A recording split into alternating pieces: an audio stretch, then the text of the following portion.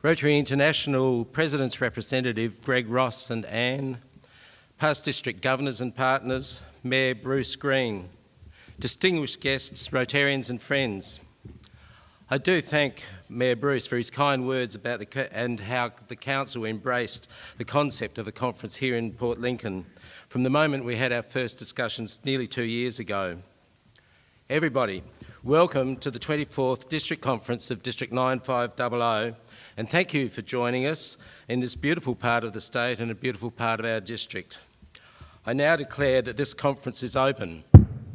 So, let's light up Lincoln and let's light up Rotary. I trust that you are well settled into your accommodation and ready to participate in a wonderful conference between now and Sunday. The conference has been brought together by an amazing conference committee chair, Richard Jarrett, with an equally amazing conference committee from the Rotary Club of Adelaide Light, and as Rob's already said, easily identifiable by their conference polo shirts. And here in Port Lincoln, we've been well supported by members of the Rotary Club of Port Lincoln. So thank you, teams.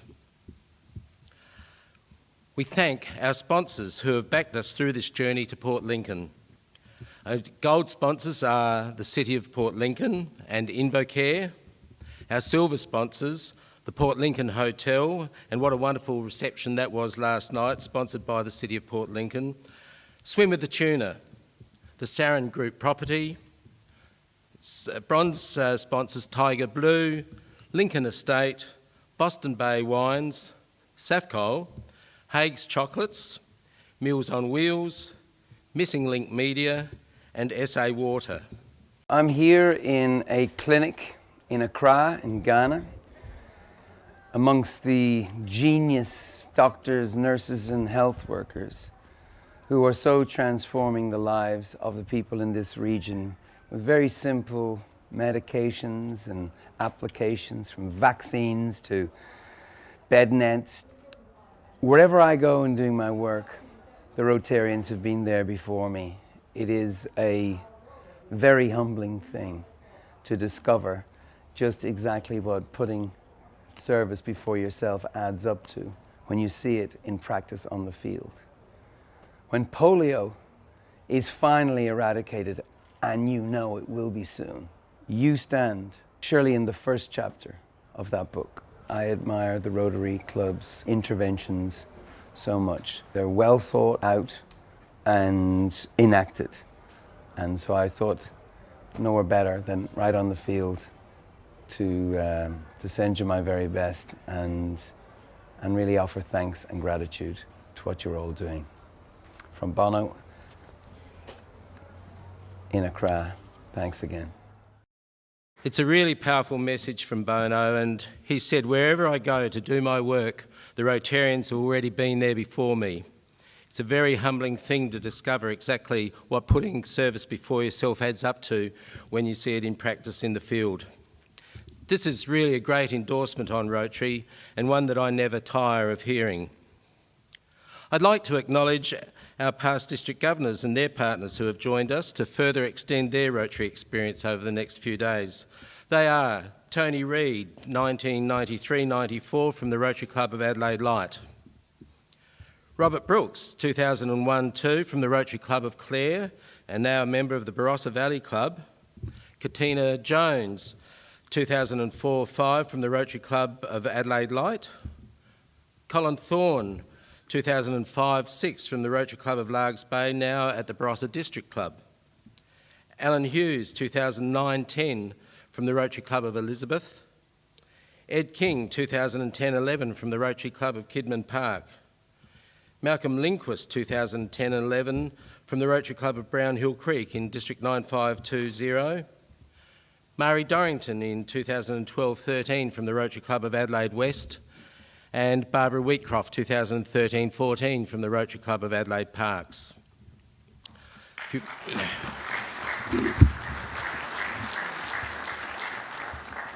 Clubs that are represented here this weekend, and you can make some noise here, just so that I know that there is an audience out there, from the Adelaide Club. Yeah. Adelaide Light. Adelaide Parks. Adelaide West. Alice Springs. Alice Springs, Mabantua. Barossa District. Barossa Valley. Brown Hill Creek. Elizabeth. Gawler. Gawler Light. Good. Golden Grove. Great. Hallett Cove from District 9520, who are friends of the Waialanari Club. Great. Welcome. Henley Beach Club. And the Kangaroo Island Club. Kapunda. Kidman Park. Very noisy. Largs Bay. Maitland. Macon Edge. Mawson Lakes. Modbury. Northern York Peninsula. Playford. Standing up. Port Adelaide. Port Augusta. Noisy group. Port Lincoln. Port Pirie. Prospect. Prospect Sunrise. Regency Park. Roxby District. Salisbury. Teacher Gully. Walkerville. West Lakes. Whyalla. And Waialanari. Now, some of our speakers and partners are Rotarians from interstate, so if we can have a bit of noise from them. Not much noise. Not much noise. And our Rotaract clubs. From the Adelaide City Rotaract Club, sponsored by the Rotary Club of Adelaide Light. From Salisbury City Rotaract Club, sponsored by the Rotary Clubs of Salisbury and Playford. Thebarton Senior College Rotaract Club, sponsored by the Rotary Club of Kidman Park, and Adelaide Uni Rotaract Club, sponsored by the Rotary Club of Adelaide. And let's also recognise our exchange delegates, our youth exchange delegates, who together with their youth chair will be available to speak with you further at their booth in the Rotary Showcase. Now, weren't they great with their introductions of themselves?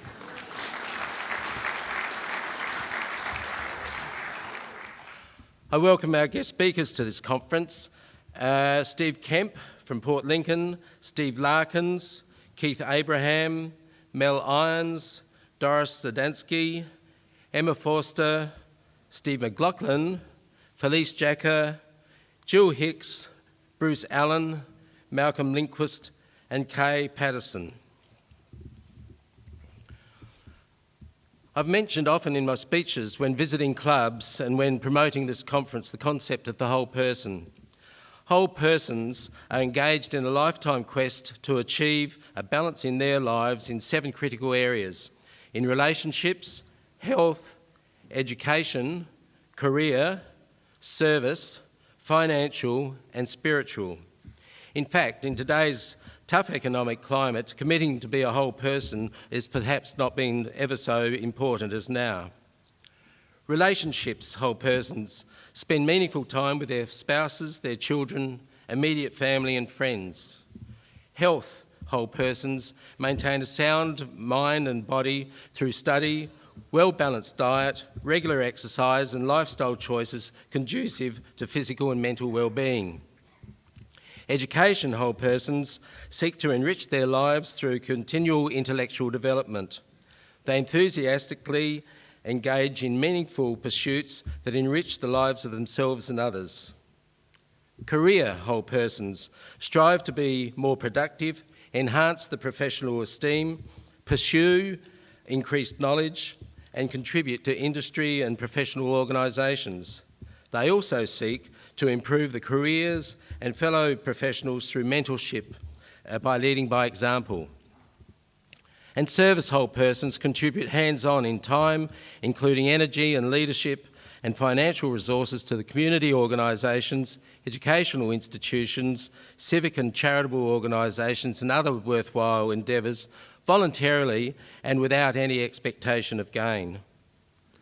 And financial whole persons know how to live within their means and to enjoy and share the fruits of their labour, and to plan to implement programs for creation, accumulation and preservation of capital consistent with their stages in lives. And spiritual whole persons live their lives according to their faith and strive to grow spiritually while helping others towards greater fulfilment. We hope that you will see that we have used the principle of whole person in planning this conference and our key speakers addressing relevant parts of the whole person. Just a little while ago, before we started the conference, for the first time we introduced a first-time conference attendees lunch. We met for lunch and discussed Rotary matters and the content of the conference and what we hope people will be able to take away from this conference for themselves and for their clubs. So will the first-timers please stand and introduce yourselves?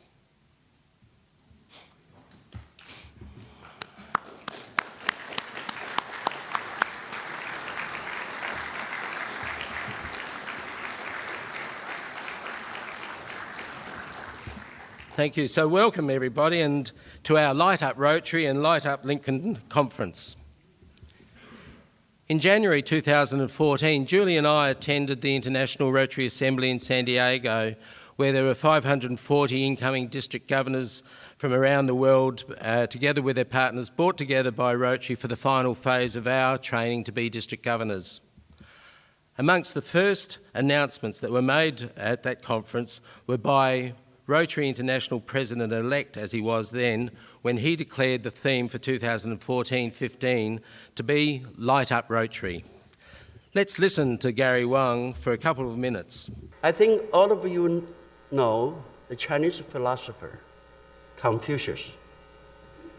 Sometimes I call him the world's first Rotarian, because even though he died 2,500 years before Rotary was formed, his ideas are very much Rotary ideas. And one of the things he said was, 与其抱怨，不如改变. In English, you say, it is better to light a single candle than to sit and curse the darkness. This one line sums up everything we think in Rotary. There are so many problems in the world, so many people who need help. And many people say, there's nothing I can do. They sit there, do nothing. Everything stays dark. But this is not the Rotary way. The Rotary way is the Confucius way. The Rotary way is to light a candle. I light one, you light one, more than 1.2 million people all light one. Together, we light up the world.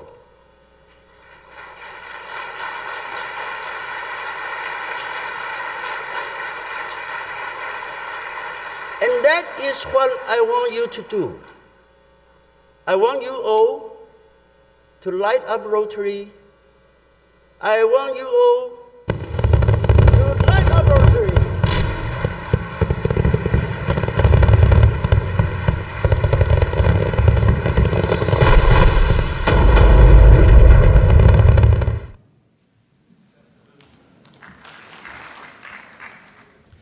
This is a wonderful time in Rotary's rich history to be partnering with this theme and to take Rotary to the next level.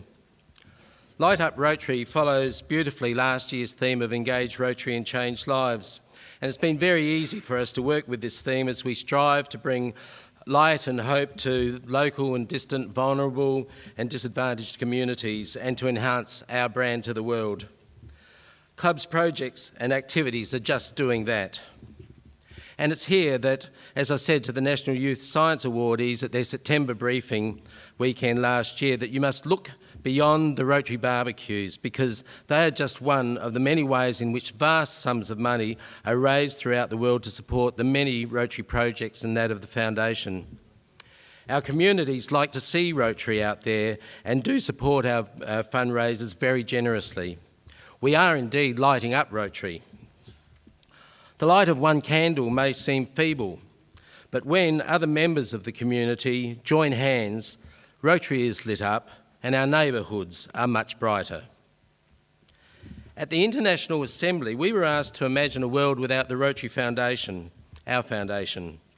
For example, in the 1980s, throughout the world there are approximately 1,000 new cases of polio diagnosed every day. Since attending the International Convention in Sydney, I've spoken of the great news that was released to us at that time by the End Polio campaign, when they said that at that time, last year, there were 122 new cases of polio, whereas in the same period in 2014 there were just 3. Now that really does have to give us hope that polio is on the way out. But let's look at some more realistic figures than that, and these have just been released this week. In Nigeria, the wild polio type 1 virus, there were no new cases reported last week.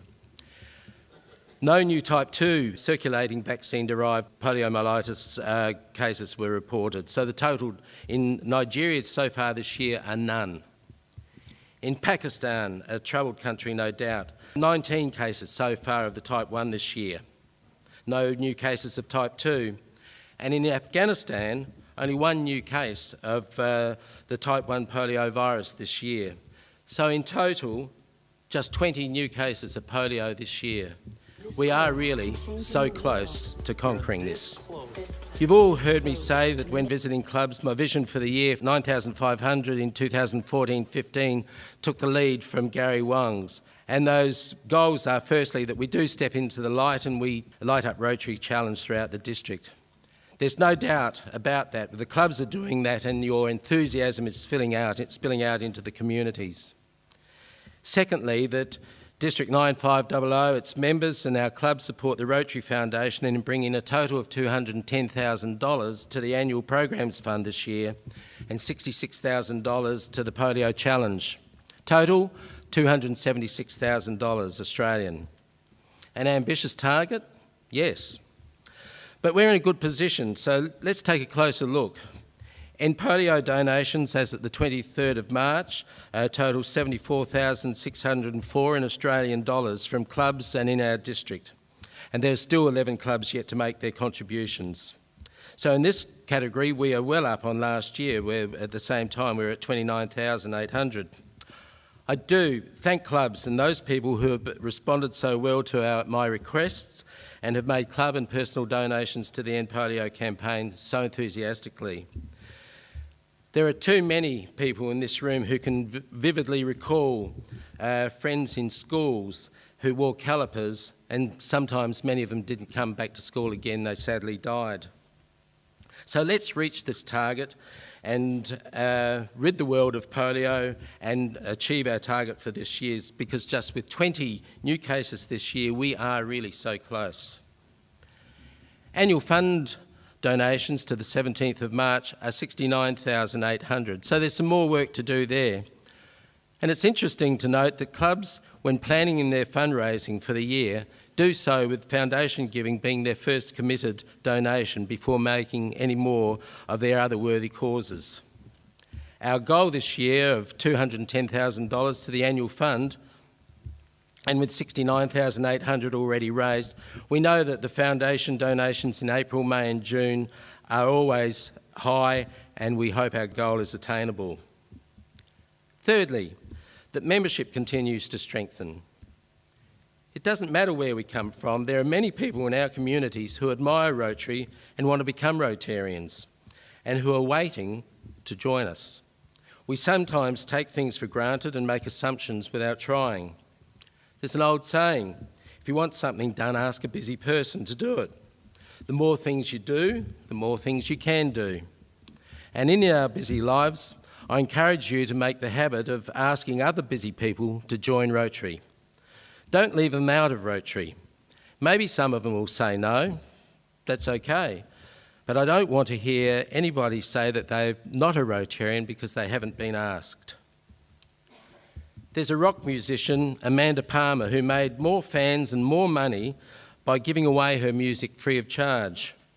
She wrote a book called Art of Asking, and she discovered that so many people are afraid to ask for help, and it paralyses their lives and their relationships. In this groundbreaking book, she explores these barriers in her own life and the lives of those around her and discovers the emotional, philosophical and practical aspects of the art of asking. Her TED video was seen over 6 million times. She says, "I didn't make people do things, I just asked. And when I asked, I connected with them. When you connect with them, they will take actions." She doesn't see asking as a risk, she sees asking as a trust. So perhaps we can learn a lot from Amanda Palmer.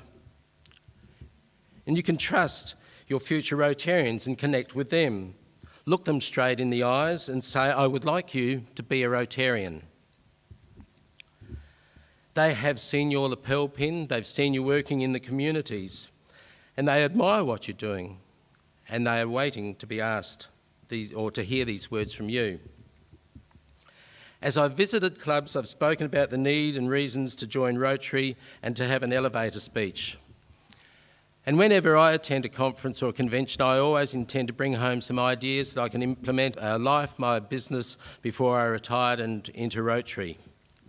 And at the Sydney Convention, I came across this idea from a Sacramento Rotarian's business card, and I've reinvented it to District 9500.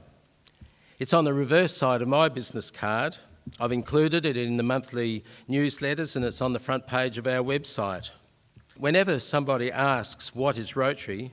cannot this be your elevator speech that can take you to the more specific details that these headings provide and answer their question, "Tell me more about it"? Our main platform speaker and friend Keith Abraham will recognise that this is very similar to an iconic Australian, Alan Pease's hot button selling format, where product and service benefits were listed, which again led to "Tell me more." In both cases, we're engaging with people to answer the questions that they want to know, rather than us starting the talk and telling them everything that we think they need to know. So I encourage you to develop your elevator speeches, and feel free to use this card concept that I've reinvented. We are all proud of Rotary, that's why we're here this weekend. And I'm sure that we want Rotary that creates a huge and positive impact into the world. We all know that great things just don't happen by themselves. They happen when there's hard work, when we have strong clubs, and when we have Rotarians who thrive in Rotary. So let's focus on our roots and our core values, and focus on people who have time and resources to light up their candles to help us light up Rotary. Now, based on the inductions that I've been involved with throughout the year, and a lot of those haven't quite yet been updated onto the Rotary records, I would say that we're about line ball with where we started on the 1st of July.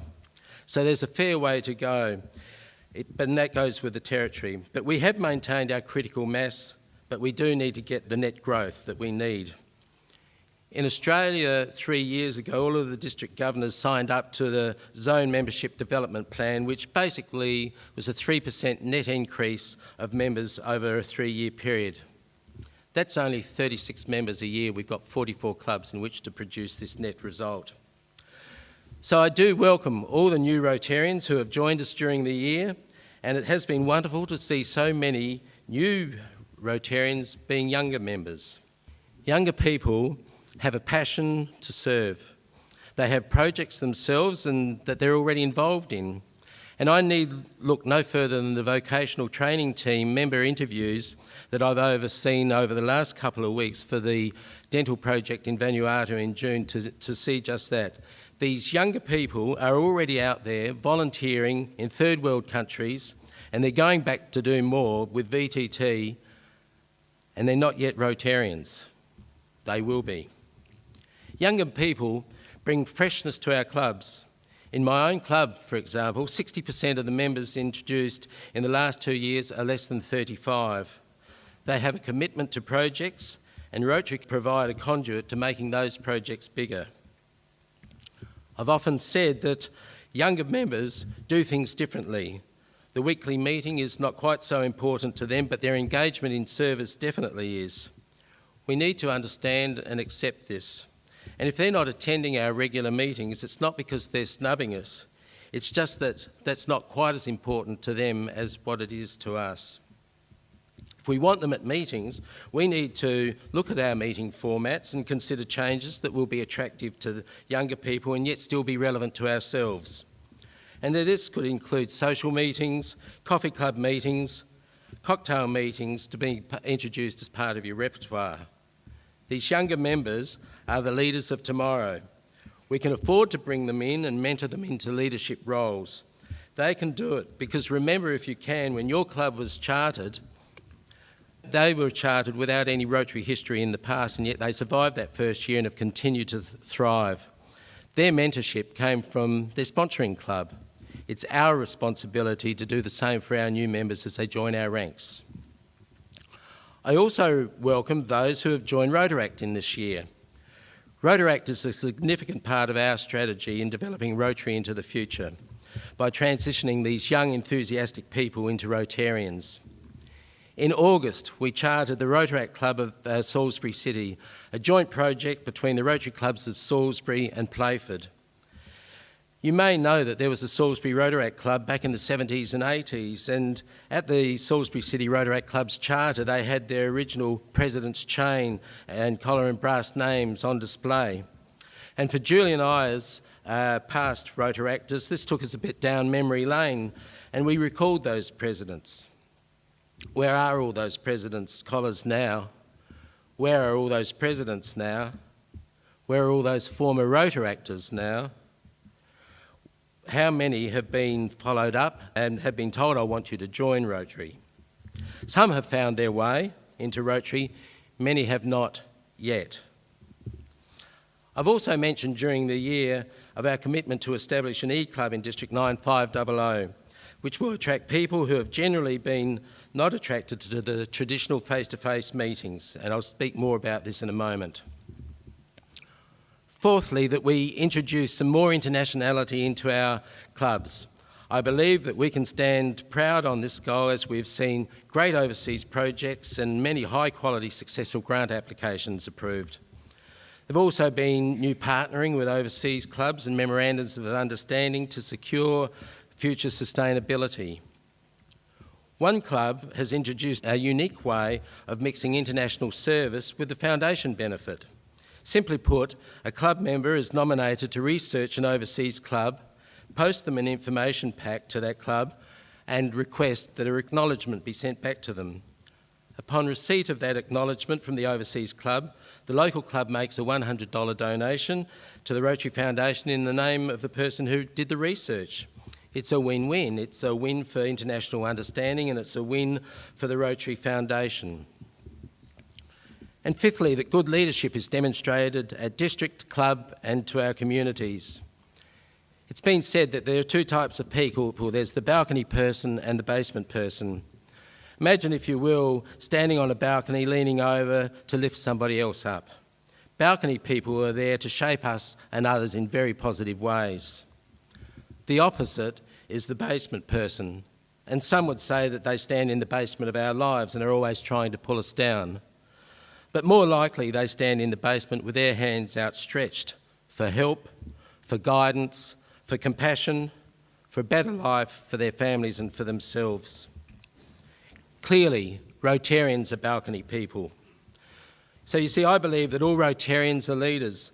Leaders in our families, leaders in our communities, in our careers, and by our very nature in 34,000 communities around the world, we do step into the light and we take the lead and get things done because that's in our DNA. We're not bystanders, we're balcony people. Our President-elect and District Assembly days last year seemed to have hit the right nerves, and in November we introduced a Rotary Day Roundtable seminar which included leading Australian Rotarians on the main platform and breakout sessions throughout the afternoon. Together with the Rotary Leadership Institute and the recent District Governor-elect's Leadership Training Day, we have demonstrated our commitment to developing our leaders and our profile to Rotary in the community. And in sixth position, that the district and the clubs take up the public awareness program to incorporate Rotary Days. Clubs have been doing that throughout the year as they go about their business of serving others. District-wise, part of this was the Rotary Day Roundtable, and we're working towards a Family Day at Semaphore, including new Rotary branding for that iconic carousel. Now, just a few moments ago, I touched on the subject of an E-Club. This has been a goal throughout the year, and I'd like to bring you up to date on this. It's a pleasure and privilege to announce the formation of the Provisional E-Club of Greater South Oz, a new club that starts with a successful history of the Rotary Club of Kangaroo Island. The new club will allow current members to retain their connection with Rotary, but without the responsibility of managing a club.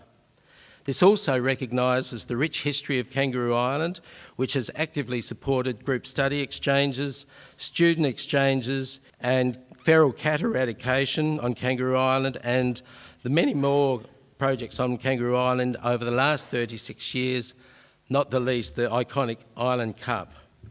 Now, their current president, Julie Ward, and board member Bernie Howard are with us today, so please join with me in acknowledging the Rotary Club of Kangaroo Island's long contribution to Rotary, in particular District 9500, and its transition into the Rotary E-Club of Greater South Oz.